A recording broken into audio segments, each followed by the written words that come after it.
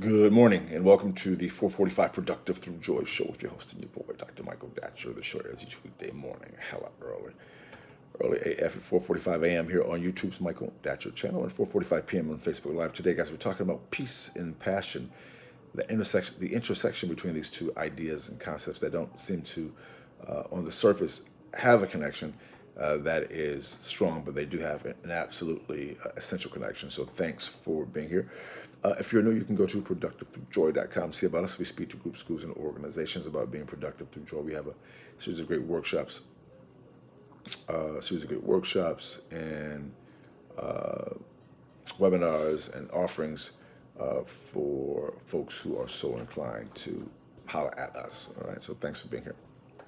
Uh, Again, I should say a few words about myself first. This is your host and your boy, Dr. Michael Datcher, author of the New York Times bestseller Raising Fences, author of the acclaimed historical novel Americas, author of the Pulitzer Prize nominated Animating Black and Brown Liberation, A Theory of American Literatures.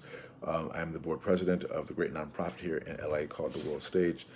My educational background is as an undergraduate at UC Berkeley as an undergrad. I just said that twice. My master's from UCLA and my PhD in English Lit from the University of California at Riverside. Guys, I'm an expert at being productive. I don't say that to brag or boast. I say it because people are almost always surprised to learn of this particular story, given how crazy my own personal narrative is. I am the product of a young woman who was sexually assaulted at age 16, gave birth to me at age 17 as a result of that assault, then subsequently gave me up for adoption to a single divorcee who was amazing, yet at the time, no biological father, no adopted father. Listen, difficult times for the young MD, yet it's cool. Modi famously said, "How you like me now?" And if I can be this productive and be so through joy, we know many people can, in their own way, in their own lane, be productive as well. So thanks for joining us on this journey. Let's dive in. We're talking today, guys, about peace and justice. I'm sorry, always justice, but uh, peace and passion.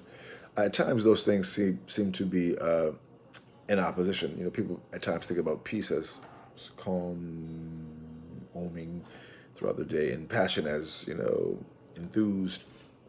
But in fact, these two ideas are inextricably tied if when used for heightened productivity in particular. So you want to know that there's a natural connection between peace and passion, right? When you are, just as an example, when you are following your passions, when you are really, really in tune with you can call it your purpose. I call it my passions, the things that really you feel to be right for you. It gives you a certain type of peace that you know that you are on the right path, and life is just better, right? Life is just more fulfilling. You have a sense of peace because you're on the right path, even when things in the material world don't always go your way, which is going to happen, let me tell you, when you start pursuing your passions. But that's just part of the journey. In the long run, I find that abundance, for example, follows passion. You know, there may be some struggles along the way, but abundance, if you are have the stick to itiveness to see it on through, abundance will follow passion. At times, people don't follow their passions because they have family to take care of, or just are afraid, or some other thing.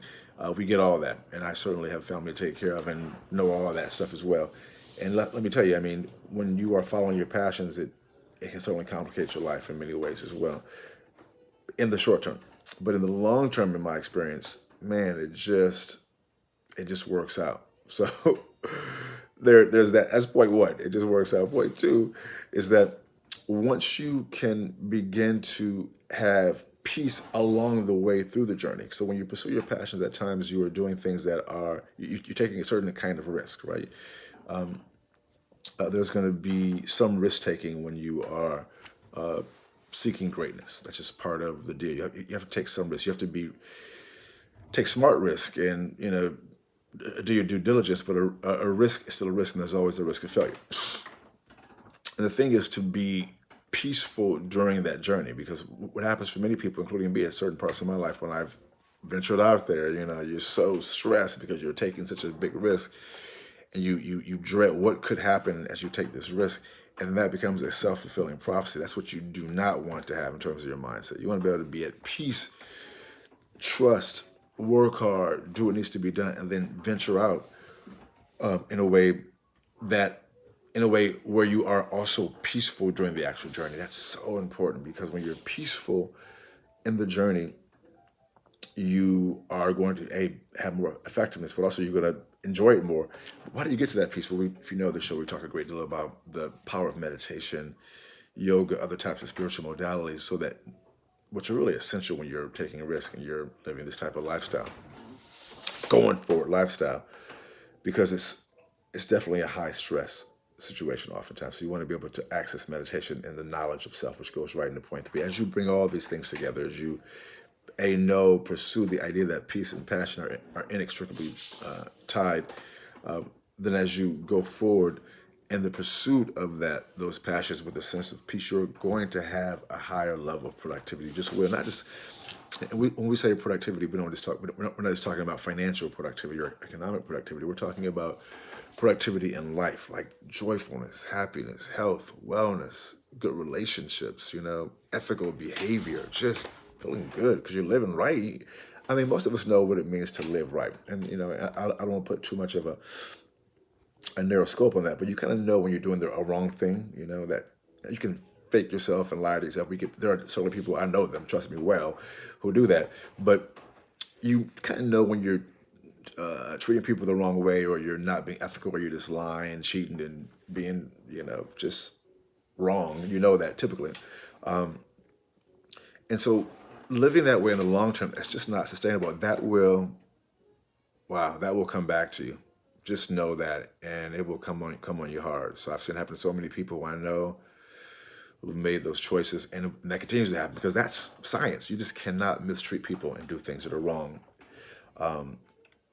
over a long period of time.